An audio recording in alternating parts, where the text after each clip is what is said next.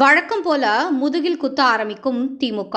திமுக என்றால் நேர்மை, நாணயம், நம்பிக்கை அப்படின்னு அவங்களே சொல்லிப்பாங்க. வேற யாரும் சொல்ல மாட்டாங்கல்ல. குறிப்பாக கூட்டணி கட்சிகளோடு தோளோடு தோள் நிற்போம் என்று பாசமிக்க நேசமிக்க வார்த்தைகள் எல்லாம் ஃபயரா இருக்கும்.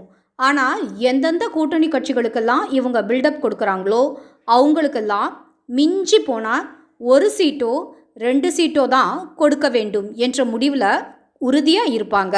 அதையும் தாண்டி அதிகமாக கேட்டால் போனா போகுது என்று இதயத்தில் மட்டும் இடம் கொடுப்பாங்க. அந்த வகையில் கொஞ்சம் தப்பித்தோம் பிழைத்தோம் என்று அந்த கூட்டணியில் அதிக சீட் வாங்கி கொண்டிருந்தது காங்கிரஸ் மட்டும்தான். கடந்த 2019 நாடாளுமன்ற தேர்தலில் மோடி மீதான எதிர்ப்பு பிம்பத்தை மிக கவனமாக கட்டமைத்து வச்சிருந்தாங்க திமுகவினர்.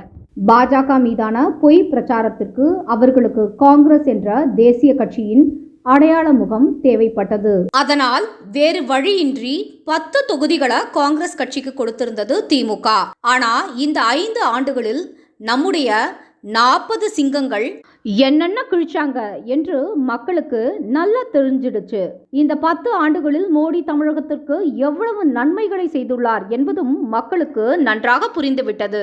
ஒவ்வொரு மாவட்ட வாரியாக, ஒவ்வொரு ஊர் வாரியாக மோடியின் திட்டங்கள் என்னென்ன பலனை அளித்திருக்கிறது என்பதை தன்னுடைய பாத யாத்திரையில அண்ணாமலை புட்டு வச்சிருக்காரு.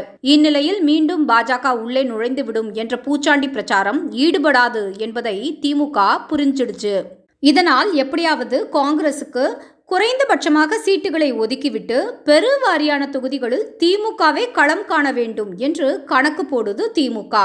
இன்று காங்கிரஸ் திமுக உடனான தொகுதி பங்கீடு பேச்சுவார்த்தை நடத்த உள்ள நிலையில் நேற்று அமைச்சர் ராஜகண்ணப்பன் லேசாக கொளுத்தி போட்டு பார்த்திருக்காரு. தொகுதிகளை பெறுவதற்காக மட்டுமே காங்கிரஸ் கட்சி நடத்தி கொண்டிருக்கிறது என்று லேசாக சீண்டி பார்த்திருக்கிறார் அமைச்சர் ராஜகண்ணப்பன். இப்படி காங்கிரஸை திமுக மட்டம் தட்டி பேசுவது இது ஒன்றும் புதுசு கிடையாது. ஏற்கனவே அவர்களுடைய தன்மானத்தை பலமுறை சீண்டி பார்த்திருந்தாலும் அதை பற்றியெல்லாம் எந்த கவலையுமே இல்லாம, கொஞ்சம் கூட கூச்சநாச்சமே இல்லாம மீண்டும் அறிவாலய வாசலில் காத்திருப்பது தான் காங்கிரசுக்கு கைவந்த கலை.